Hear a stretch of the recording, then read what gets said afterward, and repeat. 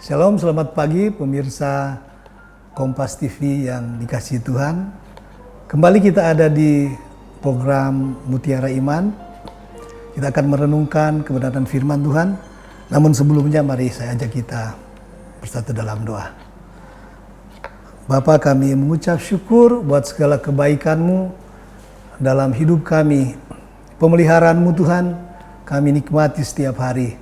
Sehingga kami punya waktu yang penuh dengan sukacita, boleh bersekutu bersama dengan Engkau lewat program Mutiara Iman Kompas TV Tuhan. Berkati kami lewat ibadah kami, biar Engkau pakai hamba-Mu nyatakan isi hati-Mu. Dan biar semua saudara yang pemirsa ada di televisi ini mengalami jamahan dan lawatan Tuhan. Kami siapkan hati kami buka telinga kami untuk dengar firman Tuhan. Di dalam nama Tuhan Yesus Kristus kami berdoa. Amin. Sekali lagi shalom saudara semua yang dikasihi Tuhan. Hari ini saya percaya kita ada karena Tuhan. Kita semua masih ada di pagi hari yang penuh dengan kebahagiaan bagi saudara yang sedang menikmati, mensyukuri berkat Tuhan. Bahkan ikut dalam program ibadah ini.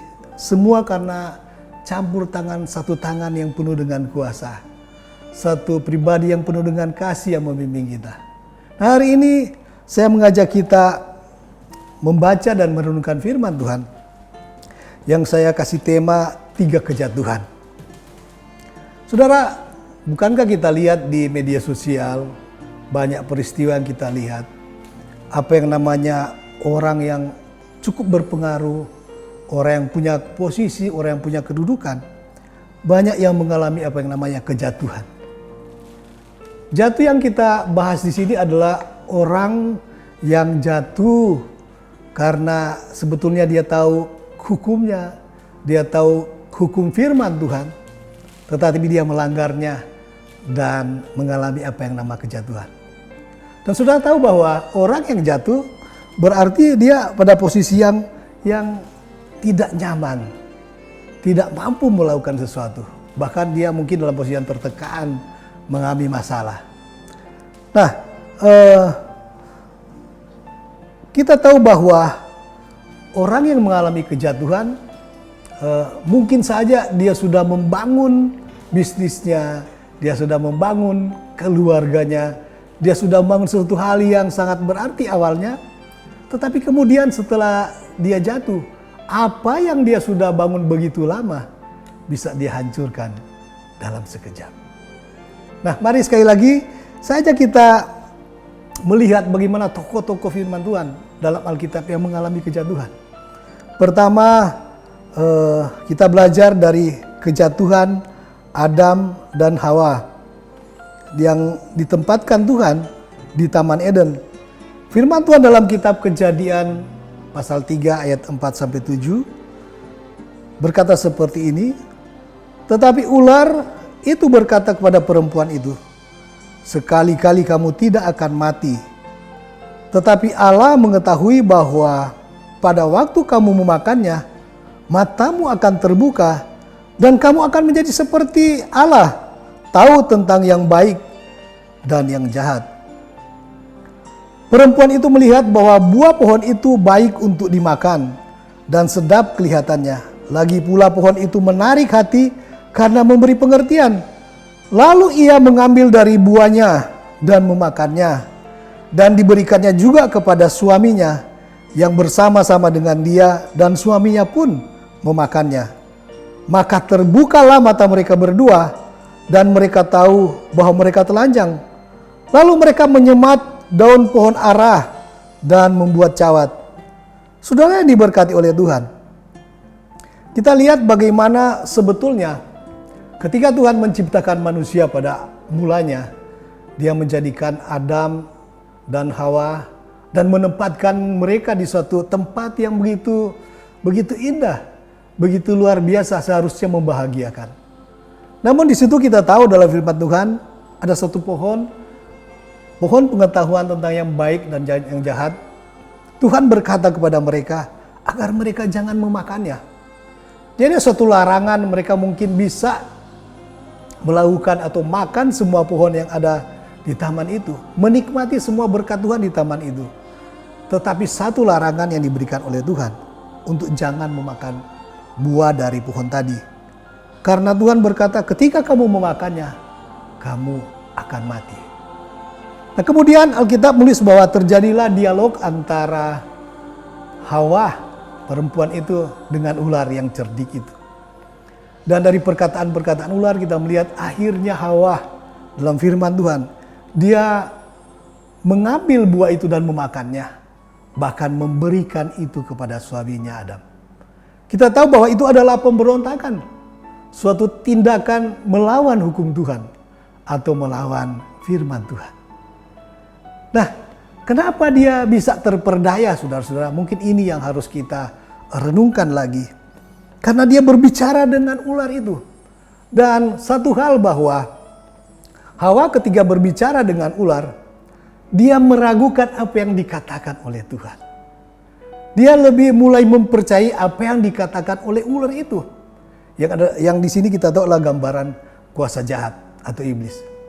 Oleh sebab itu, pelajarannya bahwa seharusnya setiap hari kehidupan Adam dan Hawa yang diciptakan mulia. Tuhan menciptakan Adam dan Hawa begitu mulia untuk melakukan hal-hal mulia yang dari Tuhan. Tapi mereka akhirnya jatuh karena mulai meragukan perkataan Tuhan, perkataan kebenaran yang harusnya mereka pegang apa yang dikatakan oleh Tuhan. Nah, saudara diberkati oleh Tuhan. Dalam kekristenan ada satu prinsip yang harus kita pegang teguh. Percaya kepada firman Tuhan. Kita harus percaya pada perkataan-perkataan Tuhan. Lebih dari mungkin perkataan siapapun yang bisa menggoda kita atau melemahkan iman kita, meruntuhkan iman kita. Kita harus menaruh hidup kita sungguh-sungguh untuk percaya pada kebenaran ini, memegangnya kuat-kuat agar kita jangan jatuh. Karena perkataan Tuhan adalah hukum yang terutama di dalam hidup kita. Mungkin waktu itu dia mulai ragu-ragu. Kemudian juga Alkitab menulis bahwa ada suatu perkataan iblis yang membuat dia tertarik untuk mengalami itu. Bahwa ular berkata, sebetulnya tidak. Sebab ketika engkau makan buah dari pohon pengetahuan yang baik dan jahat ini, engkau akan tahu banyak hal. Nah, saudara yang diberkati oleh Tuhan. Nah, ini yang merupakan bahaya dalam kehidupan Hawa dan juga bahaya dalam kehidupan kita. Kalau kita ingin posisi seperti Hawa, menginginkan pengetahuan seperti Tuhan, padahal dia tahu itu tidak boleh dilakukan. Nah, itu berbahaya. Nah, ada pelajaran penting dari peristiwa ini bahwa apa yang dikatakan oleh Tuhan, itulah yang mestinya kita kerjakan dalam hidup kita. Dan kedua, kita boleh punya ambisi, tapi jangan sampai ambisi kita itu melawan hukum Tuhan atau kebenaran dalam hidup ini. Karena itu sangat membahayakan, memungkinkan kita akan mengalami apa yang namanya kejatuhan. Nah, kita akan lanjut lagi setelah ini. Semoga kita tetap siap untuk diberkati Tuhan.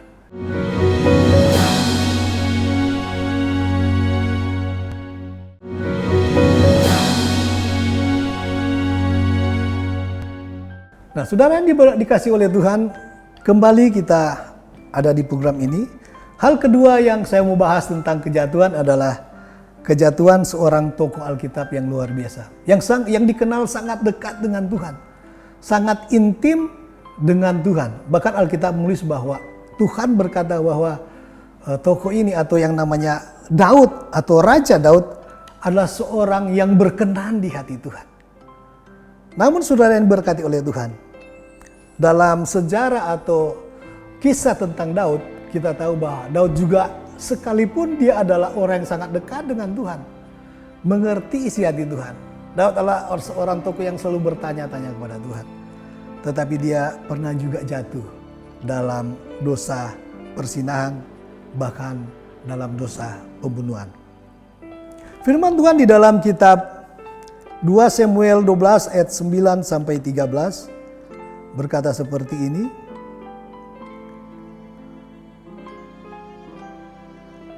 2 Samuel 12 ayat 9, mengapa engkau menghina Tuhan dengan melakukan apa yang jahat di matanya?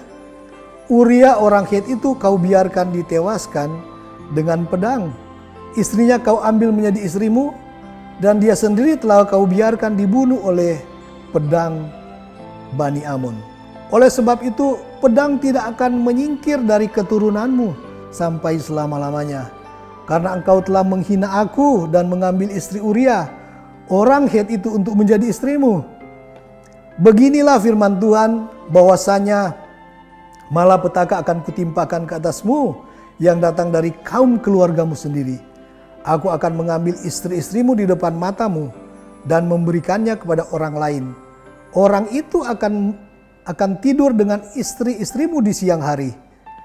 Sebab engkau telah melakukan secara tersembunyi, tetapi aku akan melakukan hal itu di depan seluruh Israel secara terang-terangan. Lalu berkatalah Daud kepada Natan, aku sudah berdosa kepada Tuhan. Dan Natan berkata kepada Daud, Tuhan telah menjauhkan dosamu itu, engkau tidak akan mati. Nah, saudara, kejatuhan kedua yang dapat kita pelajari pada pagi hari ini tentang peristiwa tentang Daud yang tergoda dengan kecantikan Batsyeba, sekalipun dia adalah istri orang. Bahkan dia adalah istri Uria, salah satu pahlawan Daud atau pemimpin perang atau tentaranya Daud. Nah, ketika suaminya dalam peperangan, dia berzina dengan Batsyeba. Daud berzina dengan Batsyeba, saudara-saudara. Bahkan untuk menutupi dosanya, kesalahannya, Daud memanggil panglimanya bernama Uria. Dan dia membuat suatu konspirasi. Sehingga Uria sebagai panglima tertinggi dalam tentaranya Daud menempatkan Uria berhadapan dengan seorang musuh yang sangat kuat dan bahkan di medan perang yang sangat berat.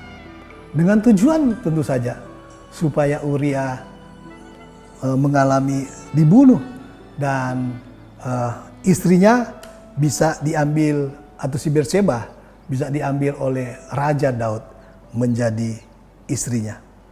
Saudara yang dikasihi Tuhan, begitu jelas firman Tuhan yang kita baca tadi, konsekuensi dari perbuatan Daud tadi, bahwa Tuhan tidak suka dengan itu. Jadi di mata Tuhan, Daud mengalami apa yang namanya jatuh di mata Tuhan karena dia merencanakan sesuatu yang namanya pembunuhan. Bahkan dia mengambil istri orang. Dan apa yang menjadi akibat dari perbuatannya itu, maka keluarganya, bahkan dari keluarga dekatnya, mengkudeta dia, anaknya sendiri. Dan itu diizinkan oleh Tuhan. Jadi ada suatu peristiwa yang tidak mengenakan terjadi pada Daud. Sekalipun akhirnya Daud bertobat dari perbuatannya, tetapi akibat dari apa yang dia lakukan, akibat dari kejatuhannya itu begitu fatal, saudara-saudara. Saudara dikasih Tuhan, seringkali memang untuk memuluskan keinginan Daud, bahkan juga keinginan kita sekalipun kita orang percaya, kita berusaha menyingkirkan atau membunuh karakter orang lain seperti Daud mengusahakan agar Uria terbunuh. Sekalipun Uria tidak menyadarinya, saudara-saudara. Nah, kita melihat bahwa tindakan dari Daud ini seolah-olah tidak ada yang tahu. Bahaya kejatuhan Daud ini dirancang sedemikian rupa. Dosanya orang dunia bilang sekarang sangat halus. Tetapi sebetulnya semakin halus dosa itu, semakin berbahaya, saudara-saudara. Dan bukan cuma Daud, bukan cuma Uria, banyak orang, banyak hal. Batsyeba juga mengalami konsekuensi dari perbuatan perzinahan yang dilakukan oleh Daud. Apalagi Uria adalah orang yang memberi pengaruh penting dalam kehidupan kepemimpinan Daud sebagai raja. Karena Uria orang yang masuk di dalam apa yang namanya pahlawan-pahlawan Daud. Yang berjuang begitu rupa. Yang mengorbankan dirinya. Yang mengabdikan hidupnya untuk bangsanya, bangsa Israel. Bahkan rajanya. Dan dia pun mengalami apa yang namanya hal yang tidak enak. Karena sikap atau keputusan yang dilakukan oleh Daud menutupi kejatuhannya di dalam dosa perzinahan. Nah, yang ketiga adalah kejatuhan Yudas. Firman Tuhan di dalam Matius 27 ayat 3 berkata seperti ini. Sekali lagi Matius pasal 7 ayat 3 sampai 5, firman Tuhan berkata, pada waktu Yudas yang menyerahkan dia melihat bahwa Yesus telah dijatuhi hukuman mati, menyesallah ia. Lalu ia mengembalikan uang yang 30 perak itu kepada imam-imam kepala dan tua-tua. Dan berkata, aku telah berdosa karena menyerahkan darah orang yang tidak bersalah. Tetapi jawab mereka, apa urusanmu? Urusan kami dengan itu urusanmu sendiri. Maka ia pun melemparkan uang perak itu ke dalam bait suci. Lalu pergi dari situ dan menggantung diri. Saudara yang diberkati oleh Tuhan. Banyak kali dalam kehidupan kita. Ada hal-hal yang begitu mempengaruhi kita. Yang membuat kita bisa jatuh dalam dosa. Salah satunya kita melihat tokoh Alkitab firman Tuhan dalam perjanjian baru. Bernama Yudas. Yudas adalah orang yang begitu dekat dengan Tuhan. Dia sebagai salah satu murid Yesus. Dia mengalami apa yang namanya melihat mujizat yang Tuhan kerjakan. Dia mengalami apa yang namanya melihat perbuatan-perbuatan luar biasa, perbuatan hebat yang dilakukan oleh gurunya. Dia tahu bahwa gurunya bisa membangkitkan orang mati, menyembuhkan orang sakit, bisa berjalan di atas air. Namun kedekatan ini tidak dapat menghalangi untuk dia melakukan suatu peristiwa yang tidak baik, saudara-saudara. Yaitu saya katakan dia di sini dia terobsesi dengan apa yang namanya harta atau kekayaan yang akhirnya membuat dia mengalami apa yang namanya kejatuhan. Nah, kita akan lanjut membahas kejatuhan Yudas ini setelah yang berikut ini.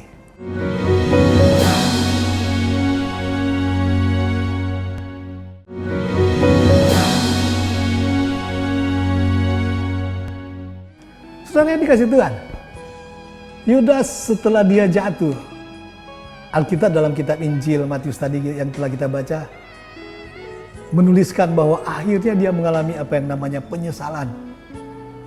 Tapi seringkali akibat dari penyesalan akan datang ke belakang setelah tindakan yang mengakibatkan kejatuhan itu terjadi.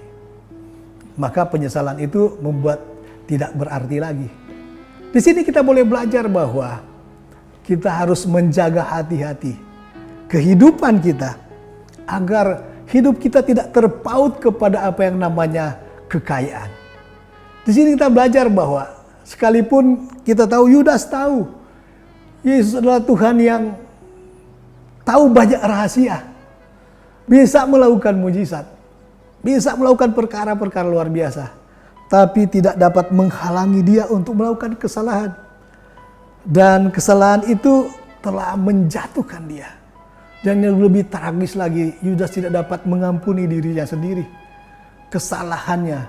Sehingga firman Tuhan yang kita baca tadi, dia memutuskan untuk menggantung diri atau bunuh diri, saudara. Suatu akhir dari perjalanan iman yang sangat-sangat miris dan sia-sia. Dia sudah berjalan dengan Tuhan, juru selamat, penebus dosa dunia.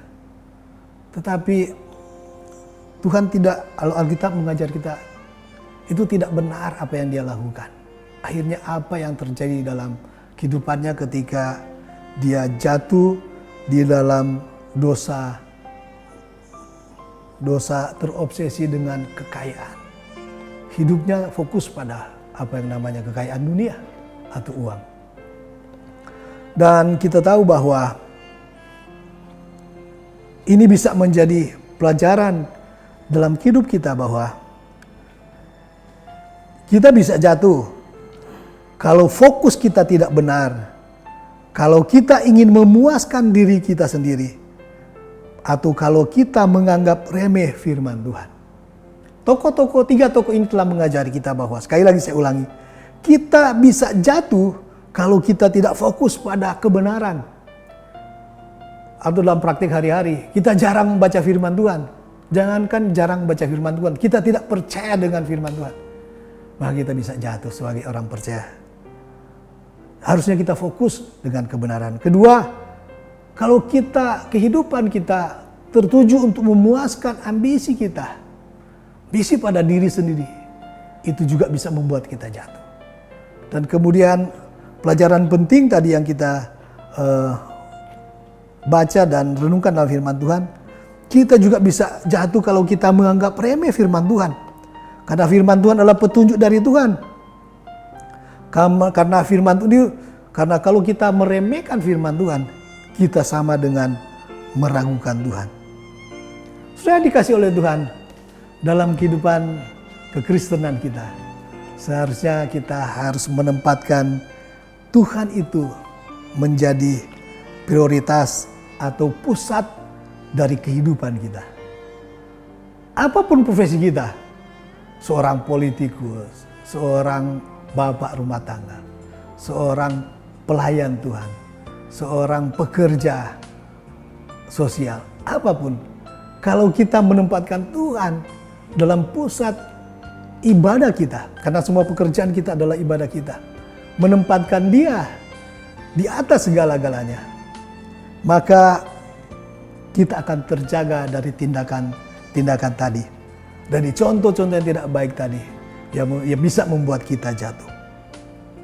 Kalau Tuhan menjadi yang pertama dan utama dalam kehidupan kita, maka kita akan menjaganya lebih baik.